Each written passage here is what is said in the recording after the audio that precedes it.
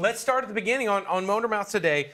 Denny Hamlin talked today with Nate Ryan. It's got a great story on NBCSports.com. Talked about kind of looking at the year and what he sort of sees happening. He obviously is talking about some of the changes that could be happening for 2020, a shorter schedule, but also he was talking about the Drivers' Council. So let's take a look at what he said.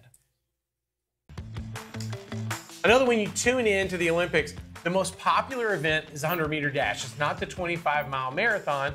Technically, it's 26.2. Maybe there's something to be said about that. Okay.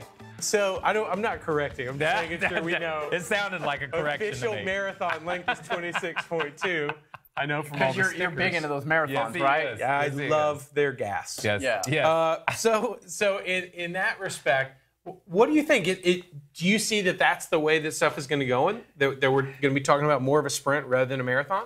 Yeah, I think we have to. I think the product that we have now, we hear from the fans, we hear from the viewers, that we hear from people that listen on the radio, that read about it. The sport needs to change to accommodate what the fans want. And we've hammered this road. We've been down this 500-mile. Listen, they started 500-mile races because cars wouldn't last 500 miles. The cars that you got out of last year will go 2,500 or 3,000 miles. I mean, they'll go forever. We're not going to run that long a race, so we're going to need to go back and make it enjoyable and make a TV package and a package at the racetrack to make an event so that people want to be there, they want to watch, they want to be a part of it. I think you can still have your long races. Yes. You can have the Daytona 500. You can have your Coke 600. The classics. Yeah, Darlington. But I agree. We talk about wanting to get younger viewership, as you said, Kyle. Younger viewers, they don't have the attention span to sit there for 4.5 hours. They want to see something quick, make it happen, and go on to the next thing. So we need to shorten these races. But there's a challenge with that. TV doesn't want to shorten them. I mean, there's a lot that goes into it.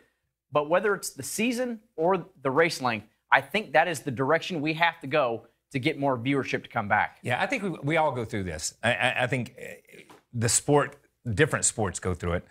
We go through it with different products. When you can't buy this cup, everybody wants this cup. Right. Everybody, they'll wait in line. But if you give them this cup every day, eventually they just get tired of it. 36 races, the amount of time that these teams, spend on the road, that's how I grew up. I mean, I'm used to it. I grew up. My dad raced in January, and we were still racing in November. That was the way it was. But that doesn't mean that's the way it always has to be. And I think we have to take some of the traditional parts of the sport and mold them together with what this fan base wants and our new fan base wants to create the fan base that we can move forward with. Yeah, it's a big deal. Denny also talked about the Driver Council and sort of how he thought that it needed to play a role in it, which was interesting because what he said sort of juxtaposed where he's previously been. He's always sort of been on the side of the Drivers' Council, but he almost made it sound like with the leadership changes in NASCAR that he felt like it was kind of less of a priority. Do you feel like that's the way that NASCAR is going with the leadership changes we've seen? That's a good question. Denny was instrumental in the Driver Council. So some of his comments today kind of make me scratch my head a little bit because he seems to have lost a little bit of faith or doesn't believe it has the power that it has.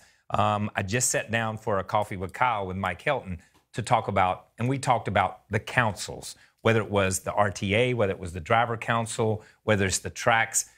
It's not like it used to be. You don't have a Dale Earnhardt who marches up in that truck and represents Dale Earnhardt Sr., who represents everybody in that garage area. You don't have a Jeff Gordon who represents everybody in that garage area. I think Bill France Sr., Mike Hilton, those guys believed in what those drivers told them. Now they said, okay, if you come in the truck, you're looking out for the best interest of AJ. If I come in the truck, I'm looking out for the best interest of Kyle. When they sit down with the council, they feel like they get a good cross-section of what moves the sport forward. So I think the Driver Council is still important and still has a big place in the sport. And Denny Hamlin has always just cared about the sport. Yes. That's one thing, no matter the direction he's talked or maybe comments that he makes, he's always had the best interest of the sport kind of in view. And that's why he came up with the Driver Council. But as you said, Kyle, it's going to be interesting. There's a little bit of both. The new powers at NASCAR, I think they're headed the right direction. You get the right people in the right places, they'll make the correct decisions. But at the same point, you still got to talk to the drivers about what they want to feel, whether it's race cars at events, some of the things we talk about, whether it's a shorter season or just to try to bring attraction back to the sport, you got to make these races events. So how do we get the drivers to be involved in that to help bring the fans closer to the sport, whether it's inside the racetrack or pre-event stuff that goes on? So good point. There's 50-50 each side. Good point. And I think it takes a lot. We ought to give Steve Phelps props for being honest and saying, maybe we lost our way a little bit over the years. Because that to have that kind of honesty and to put pride aside and company politics aside, that's a big deal to say, okay, so we may have had some miscues along the way, because that turns out that's real life. Yeah, and look, I love that statement. And we used to have this statement when we worked on race cars, and I don't care if the guy sitting in the 3rd seat in the 14th row has an idea to help us run faster. By God, I want to know what that idea is, because that makes us a better team. And I think that's what Steve's saying is, how can we be a better team? How can we be better for the fans? How can we put this together? And it's going to take drivers. It's going to take owners. It's going to take track operators. It's going to take TV partners. It's going to take everybody. We didn't get to where we're at overnight. We can't right the ship or change the ship and get that group of fans back overnight. It's going to take time. But I think the powers that be in Daytona are headed in the right direction. Did you see that honesty coming? Well, and that was the key thing. I actually did, because late last year he met with all the drivers, and it was the first time I had actually ever heard somebody from NASCAR really say, you know what? We have a problem. And that was the biggest thing they said was, we have a problem. We have to fix it.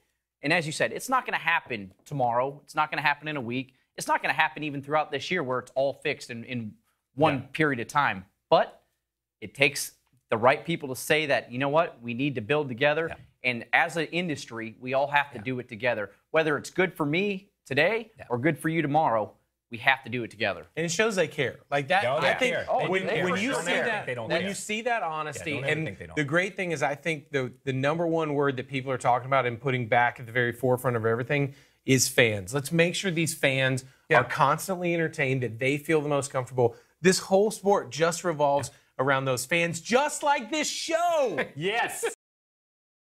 Hey, NASCAR fans. Thanks for checking out the NBC Sports YouTube channel. Make sure you hit subscribe below for the latest NASCAR news, race highlights, and digital exclusives. Thanks for watching.